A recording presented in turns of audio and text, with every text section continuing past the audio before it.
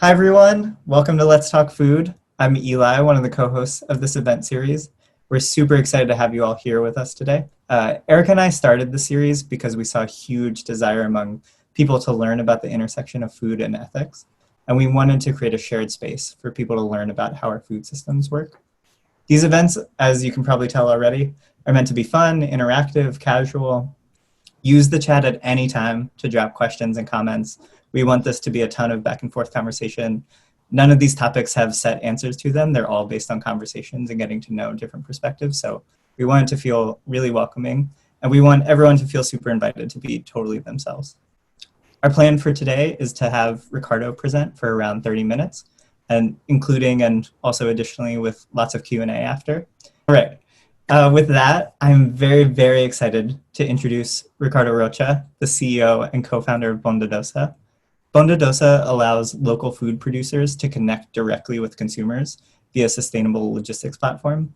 They also run an incubator for food startups and have created a whole community for nonprofits that drive innovation in serving and employing underserved communities. Ricardo was actually introduced to us by the amazing Turner Wyatt, who's also on this call. So a big thank you to Turner for helping us make this event happen. I can say for one that we just feel very lucky that Ricardo is joining us. He's perfect person to speak on this really complex subject. So we are incredibly grateful for Ricardo for taking the time to join us today and can't wait for him to share a story. I would love to hand the floor over to Ricardo. Thank you. Thank you so much, Eli. Thank you everyone for coming. Thank you for making the time today and discussing such a powerful subject. I think more than ever, one of the most important conversations we can have is about how do we create a food system that serves everyone better. So I'm here to share a little bit about my story, a little bit about Bondadosa, quite a bit about what I think is a solution here in Denver that I think is meaningful. And so I'm really excited to hear about the questions and the answers that come up. So I'm going to go ahead and share my screen. I'm Ricardo Rocha. I'm the founder and CEO of Bondadosa. Bondadosa was founded in 2017 in collaboration with Turner Wyatt and Denver Food Rescue, a rescue organization focused on creating equitable access to food in low-income neighborhoods.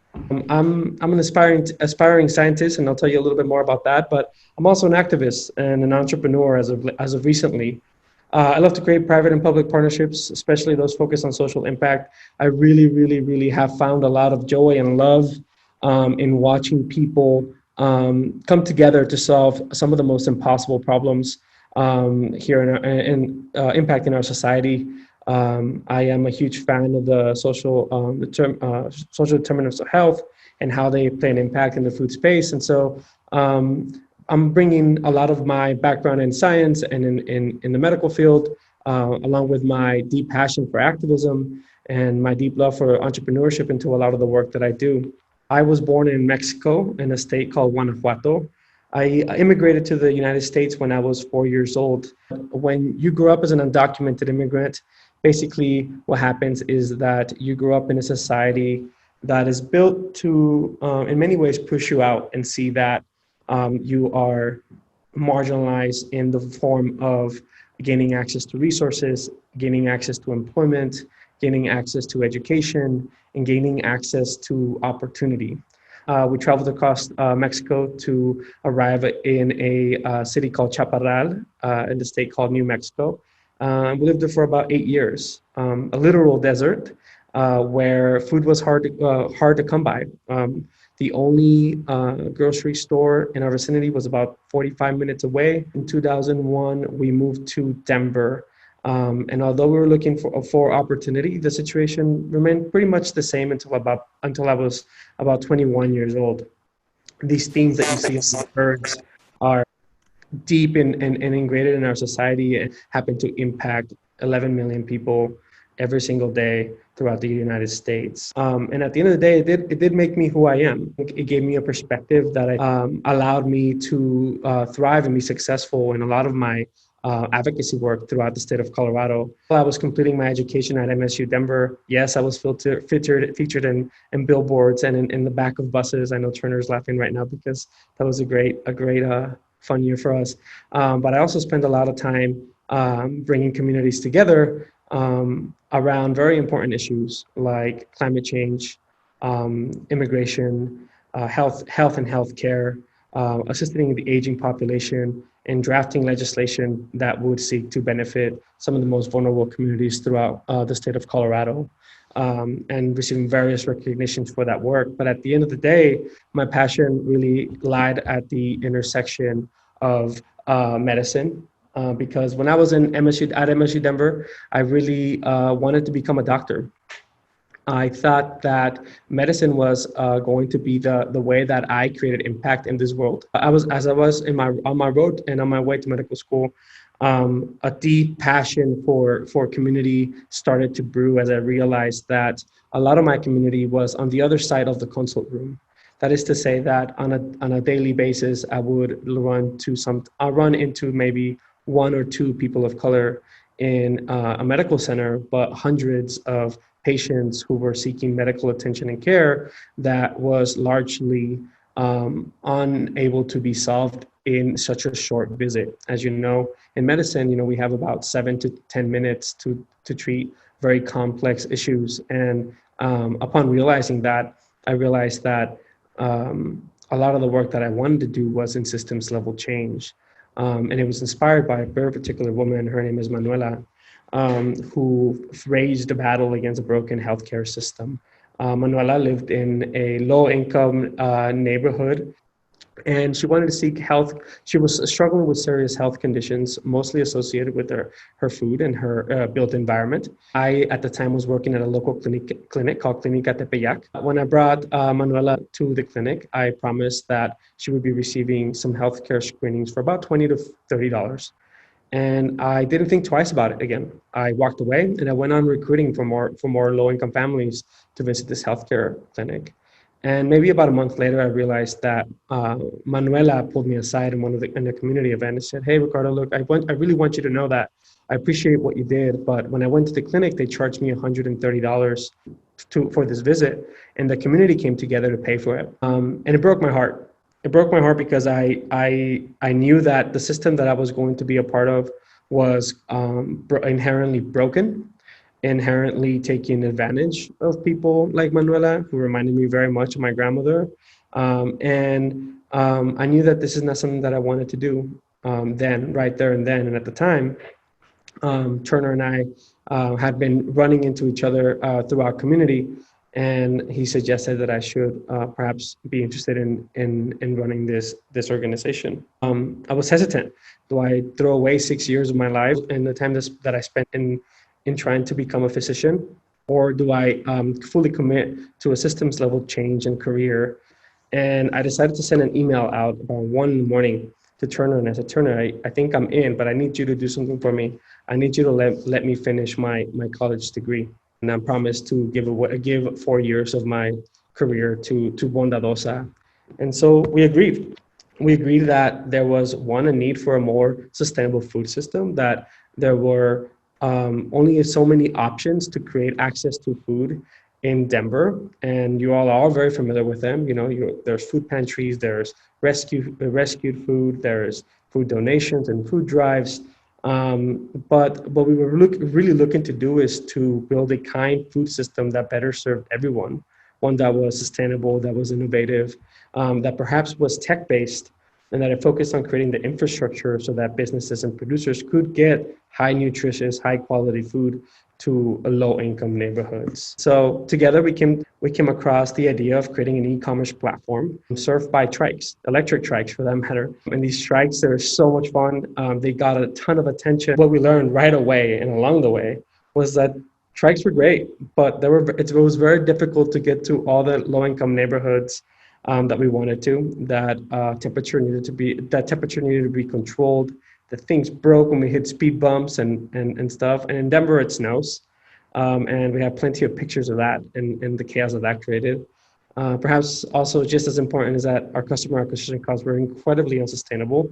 And that a surprise to me, really, that most people spend about the same amount of money for food. It didn't really matter where you lived you're spending an average of $338 per month on food. Where that food came from, whether it was free food and someone spent that money, rescued and someone paid for that nonprofit to do that work, or SNAP or WIC, or you pay for that food in a carniceria, or you pay for that food at Walmart, you're spending about the same amount of money for food.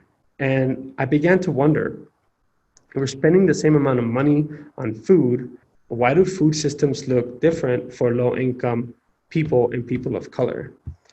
And what mechanisms exist that are creating that level of inequities across the entire state of Colorado? One of the things that one of the feedback that we received the most during our first year of the venture was that they didn't want to pay for Save-A-Lot food. Save-A-Lot is a national grocer who provides food that is perceived to be of low quality. And we realized that the community, specifically my community, wanted access to high quality food, and that their food system wasn't built to give them that. And that was hard. That was a hard pill to swallow, because I even helped in bringing a Save-A-Lot to a neighborhood in Montbello. And also an unsurmountable task too, right? It was nearly impossible to think, well, how are we going to get a King Soopers, a Sprouts, or a Whole Foods to buy in and invest in a neighborhood like the one that I grew up in? And more importantly, as I explore the options of either bringing grocery stores to a neighborhood or bringing an e-commerce platform that would link those high quality foods to the low income neighborhoods, that no one else was really incentivized to look at this and approach this problem differently. That every single solution that was out there, whether it was Instacart, Postmates, Lyft, or Uber Eats, was tagging on or was an extension of an existing supply chain that was ready and primed for disruption. And the way that we realized that was in mapping very interesting data, census data and community-based data that tried to identify parcels, I'm gonna call them parcels or quadrants, throughout the entire Denver metro area. And this is things that we can do throughout the entire state and the rest of the country. It's coming soon. The scale here that you see, 0 to 8, I don't have a key to it because it'd be really messy and really complex. But basically, zeros are individuals whose food system is absolutely robust and full of food. They can either drive somewhere, they can go to a public market, they have all the means necessary to have a sustainable and thriving food system, high quality food, and therefore experience less of a barrier to food. And then when you zoom in, you get to realize that these quadrants and these parcels are quite diverse, even within the space of the general geographic location. This is about less than a 5-mile radius around the capital of the state, Denver. And what we started to notice was that depending on where you were from, if you were an 8, your food system, even though you were spending the same amount of money, that your food system looked very different than if you were a 0. In an 8, you might find a 7-Eleven, a dollar store, a pawn shop. But if you were in a 0, you might find a park, a golf course, a Sprouts, a King Soopers, which is our version of Trader Joe's. We also have Trader Joe's, or maybe even a Whole Foods. And what I started to realize was that this was incredibly complex, looking at this problem from a street-by-street basis, that there was no absolute way that a grocery store, it was nearly almost impossible for a grocery store to say, yeah, you know what, it makes financial sense to put a Sprouts right next to green or red or yellow or dark green and light red and a yellow. And that is what they're tasked for. That's what they're tasked with, is to decide where are these grocery stores going to go so that they're financially viable. And I had a personal experience in doing this, right? I brought a Save-A-Lot that's meant to serve people who reside in areas 6, 7, and 8 to a neighborhood that could indeed support an industry like Save-A-Lot, or an industry leader like Save-A-Lot. But that I failed to bring the high quality food for the 0s, 1s, and 2s into the very same neighborhood I said I cared about the most. And that was on me. I was faced with the decision of pivoting. Do I continue to partner with someone like Save-A-Lot, or do we try to understand why this problem exists And what would happen if we would serve everyone under a less fragmented food ecosystem? What would happen if the same e-commerce platform, logistical platform, showed the high income, the low income, and everyone in between, and you paired that with a storage facility that would store the same food, and then you pair that, and then you add to that a distribution and logistical system that could serve everyone. What if a red wants to eat like a green? Can we make that possible? What if the nonprofit organization did all the work to educate a low-income family, all the work, right, and all the education that needs to happen, and I'm putting that in air quotes, in a low-income family to get them to eat healthier and better? Even if they did all the work, could they? Would it be incredibly easy for them to gain access to high quality and nutritious food? And the answer was no. What if we were to zoom out? So how do you get these different clusters of food systems? Because I do think that these are little food systems that are fragmented all throughout every single city. What if you could get them to work together? What if you could get them to say, I want to source, store, and distribute under the same food system? And if a low-income family wants to eat what I eat, can we really achieve a food system in which everyone eats the same high-quality food? In Spanish, we have a saying called "Donde come uno, comen todos," which means where one person eats, everyone can eat too. And that's just not the case. That's not our reality. Our reality is that a pound of chicken in Cebola costs $3.99, and there's reasons for that the reasons for that chicken to cost that low, and it needs to be that low because a family can't afford it. There's also reasons why a chicken breast, the same size, same poundage, will cost $8 or $9 at Whole Foods. Two different food systems serving two very different people, thinking that they want to work together. Because I think if you ask a high-income family, if a person on an 8, or if you ask a person in a 0 and a person in an 8, if they would want to eat like each other, the answer would say yes, but they can't. Infrastructurally, they cannot. We began running delivery experiments, and we treated them as such. We gave them variables that were measurable. We gave them time windows and experimented with grocery stores, corner stores, and restaurants, and farm to grocery stores programs, and farm to table programs, and food box programs. Interestingly enough, some of them really took off. But what resonated with everyone was that everyone wanted a more sustainable food system. Everyone understood that even someone like Shannon, who is a founder of guacamole salsa, who uses a recipe from her grandmother, understood that in order for her to meet her margins, the way the food system is set up, she would have to charge a premium for that salsa, and the families that she cared about, like herself, couldn't have access to even her own product based on the system that we had built for her and her salsas. And so we ran all kinds of experiments throughout all of 2019, looking for a sustainable model, looking for a sustainable model that could serve everyone better, right? Because everyone has a role to play here. And in doing so, we found that for-profit, nonprofits, and governmental agencies became our customer. That our end user was still the community that we wanted to serve, but the person best equipped to creating this access to food and creating a competitive edge to really create a more robust and sustainable food system was the people who had food, who wanted to get it to more people. And so what we did is we started finding a bunch of different organizations, this is just some of them, who occupied that full spectrum, right? And so this is what February 2020 looked like. These are about 50 orders throughout the Denver metro area. 50 orders a day was a big deal for us. And of course, you all remember COVID and still dealing with what the damages that has caused. This is what our clusters of food and food networks look like now. This is a one day, 600 orders, full spectrum distribution of food. Everything from low to free food to high quality food, all under one distribution system, providing access to high quality food to a ton of people, literally metrics, tons of food every single day under the same infrastructure, employing the same folks looking for opportunities and a livable wage. Everything broke along the way, right? These are the number of deliveries that we've performed over the last 3 years, seeking to find a more sustainable food system. And of course, COVID helped. But what happened was that because of these experiments, 2017, 2018, and 2019, we're prepared for the level of stress that we would endure over the last 3 months as we sought to bring food to everyone. Because not just the not just the low-income families were impacted, right? It was those individuals who were not food insecure, now all of a sudden becoming food insecure and moving from six and fives and fours to six, sevens, and eights, as 54% of people lost their wages.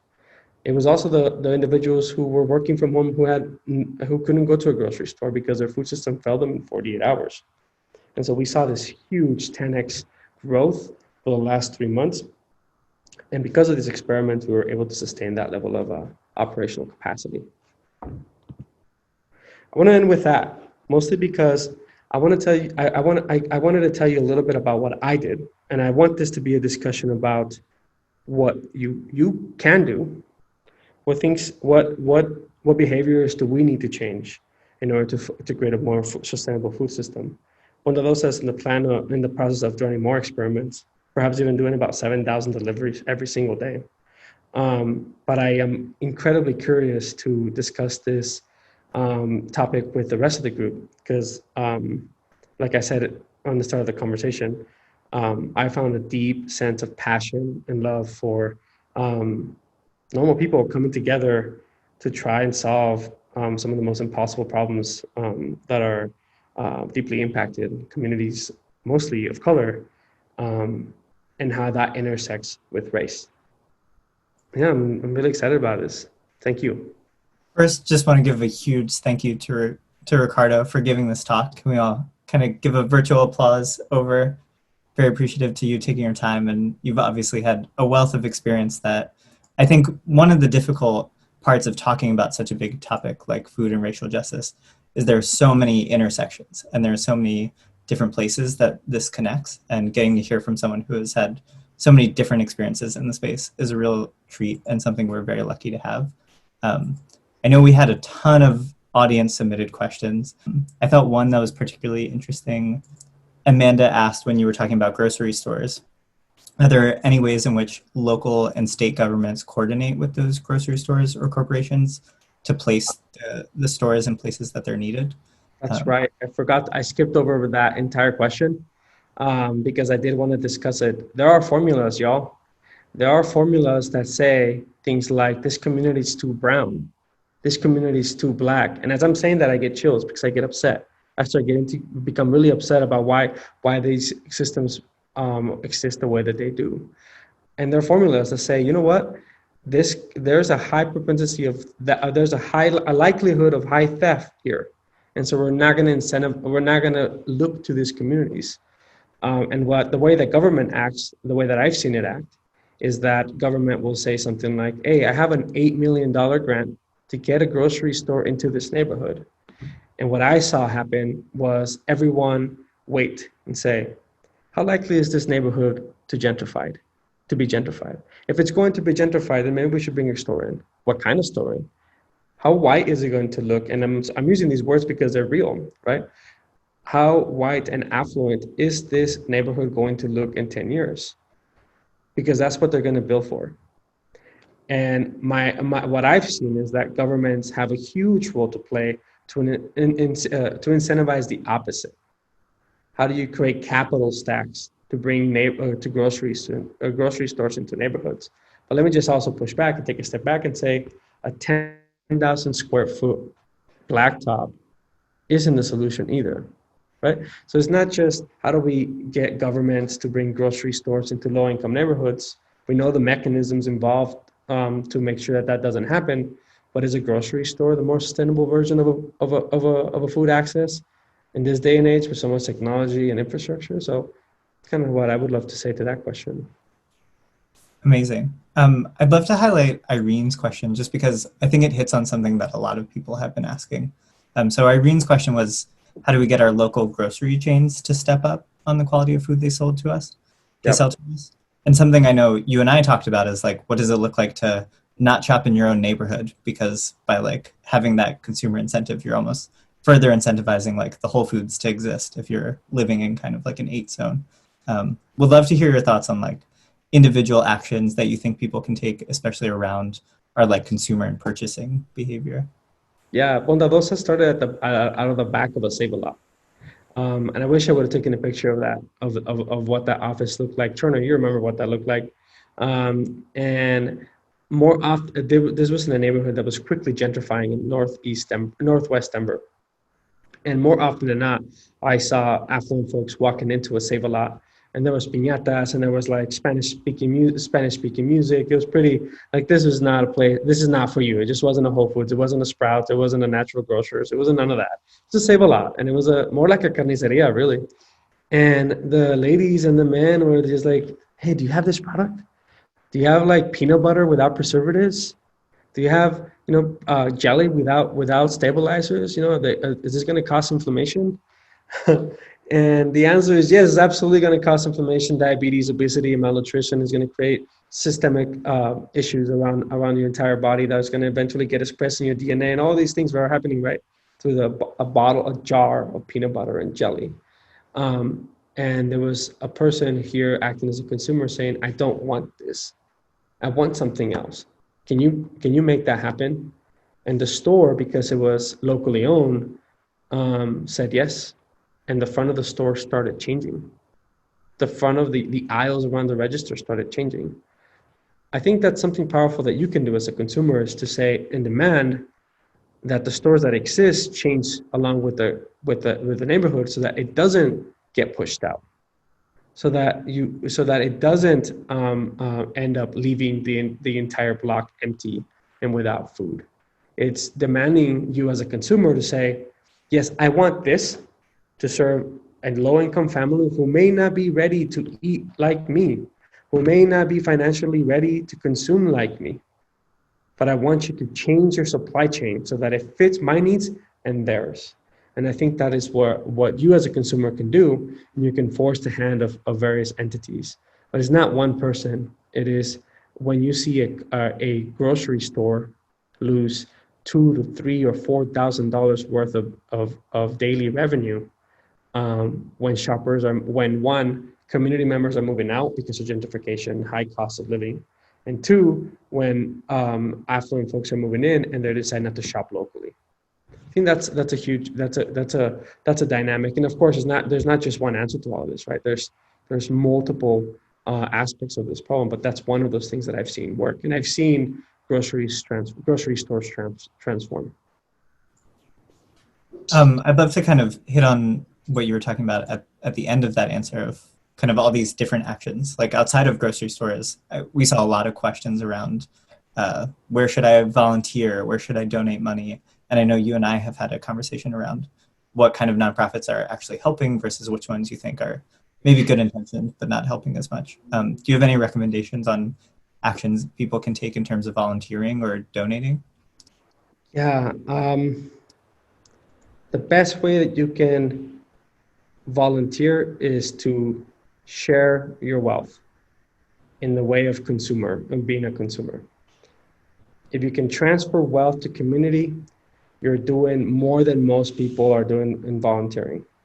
And this is my personal opinion, okay? I'd rather you spend money in a person of color or Black owned business than to volunteer for a nonprofit organization that is there to save them. Those are hard words to say.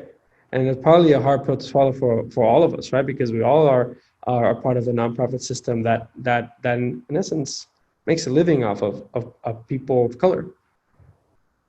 Spend the money. Put your money where your mouth is. Go and look for those businesses. And if they're not there, help them get started. I love that answer because it's so authentic to you. And I think that's something that, I don't know, we obviously want to encourage helping in every single way, but kind of you calling out that that's what you see as the most useful thing. And there's obviously been a lot of conversations around, is helping a little, like, should we reward people for helping a little bit? Like, is something like posting on your Instagram useful? And I appreciate you calling out, like, yes, want you to help in all the ways. If you're going to donate and volunteer, that's great. But if you're not transferring wealth, like, that's the key thing that you see as the way to get involved and make an impact. Yeah. How about we transfer as much wealth as we transfer likes and emojis? No, but I'm serious. But I get it, and not everyone can do that, right? It is not. It's not. It's such a high barrier sometimes. It's such a huge barrier. Another thing that you can do is continue to share these kinds of conversations and have them with your peers, and have them every time you think about, well, what am I going to eat next? Because a low-income family is doing the same thing. The difference is that you have the power as a 0 or 1 or a 2 to eat wherever the hell you want. The low-income family may say, well, where am I going to eat next?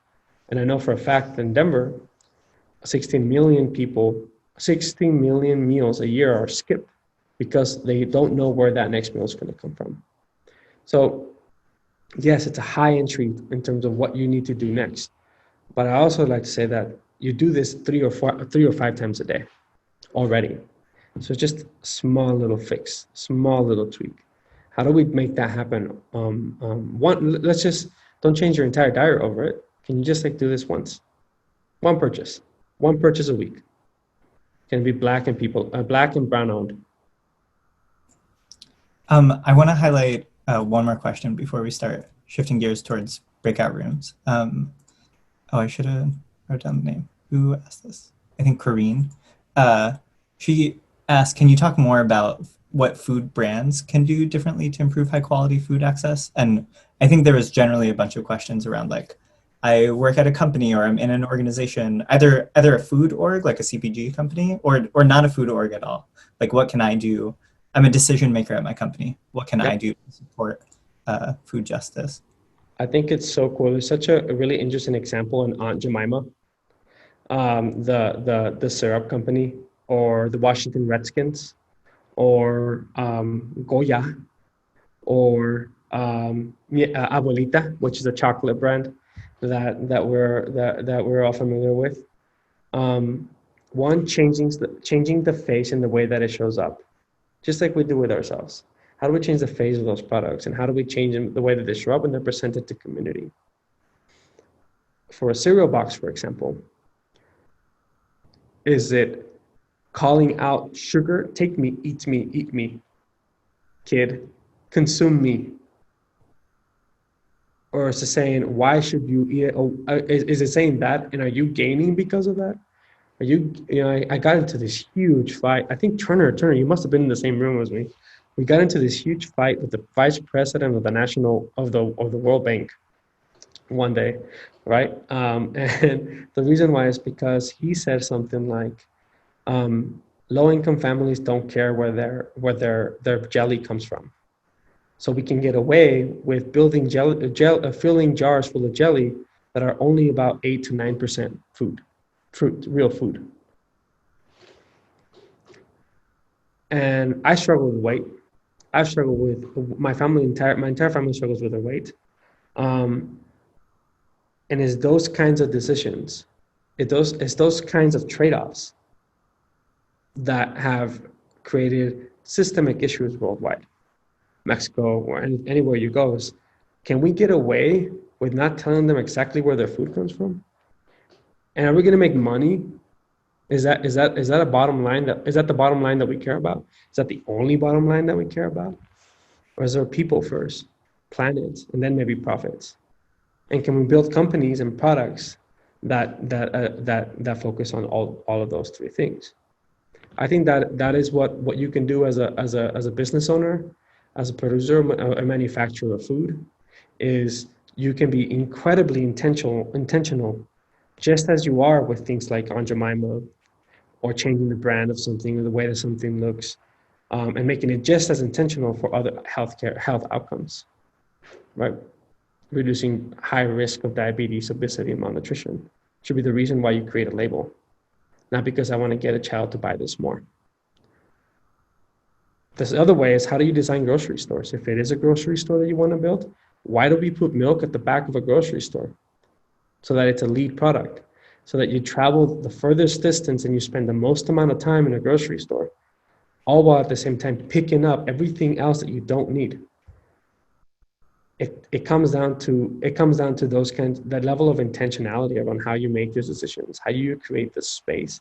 How do you create a brand? How do you create a product? And how do you get those to the people that want them? Right. So Sorry, I can get pretty intense, but I love this stuff. So bring No, it. it's amazing. Yes, I agree with everyone's thumbs ups. Thumbs ups. Uh, I just want to call out something that you do so amazingly, which is just bringing these conversations to the forefront and not skirting around these topics. And like, what can I do at my company? Like, bring this up. Like, talk about these things openly. Like, have very over. I feel like so many people are like, oh, like I want to know what's one action I can take, but it's also very scary to go into work and bring up race at work, say like, hey, I'm noticing this inequality and I want something to change. And you just do it in a way that's so, you call it out so clearly and you're so passionate about it, but it's also so accessible. And I think we can all kind of take a few pages from your book and being able to make those conversations front and center. Yeah, Eli, you all have the podium now. I always wondered 3 years ago what it would look like to live in a world where everyone gave a little bit of a shit. Just a little bit. Just a little bit. Everyone cares so much right now. Everyone is hyper aware, super empathetic, and ready to do something. I think you have a lot of allies today, tomorrow's next staff meeting that you didn't have before. Mm. This conversations and these kinds of topics are now have been emboldened and empowered. I think you should feel more comfortable than ever in having these kinds of discussions for sure. Yeah. I was speaking with someone today who was talking about how they were saying throughout history, you need like around 4% of a population to be very politically engaged to have a movement pass. And we have so many people who are interested, but it's like, how do we get up to 11 million people in the US actively talking about these topics every day and being politically engaged and going out and voting and bringing them up? So just want to give another huge thank you to Ricardo for helping make those conversations more possible here and sharing all of your wisdom with us. Can we all give another virtual round of applause to Ricardo? Thank you all.